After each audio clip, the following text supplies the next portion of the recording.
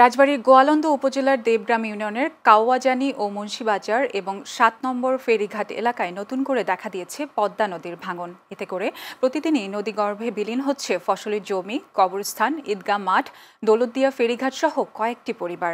নতুন করে নদী ভাঙনে দিশেহারা পদ্মা পাড়ের মানুষ। স্থানীয়রা জানান, অতি দ্রুত এই নদী ভাঙনের জন্য প্রশাসন যেন দ্রুত ব্যবস্থা নেয়। গোয়ালন্দ উপজেলা নির্বাহী কর্মকর্তা মোহাম্মদ নাহিদুর রহমান জানান, তারা পদ্মা নদী ভাঙনের সংবাদ পেয়েছে এবং পানি উন্নয়ন বোর্ডকে এ বিষয়ে অবহিত করে চিঠি দিয়েছে। দ্রুতই বাঁধ রক্ষার জন্য ব্যবস্থা নেওয়া হবে। আপনারা জানেন যে উপজেলা প্রশাসনের ওইভাবে তাৎক্ষণিকভাবে বাঁধ রক্ষা বা নদী ভাঙন রক্ষার ক্ষেত্রে কোনো বরাদ্দ থাকে না বিধায় এই কাজগুলো আসলে পানি উন্নয়ন বোর্ড করে থাকে। আমরা তাদেরকে অফিসিয়ালি এবং আনঅফিসিয়ালি উভয়ভাবেই যোগাযোগ করেছি এবং আমরা চিঠি দিয়েছি, তাদেরকে সচিত্র প্রতিবেদন দিয়েছি এবং তারা আমাদেরকে আশ্বস্ত করেছে যে খুব দ্রুতই এখানে বাঁধ রক্ষার জন্য তারা ব্যবস্থা নেবে।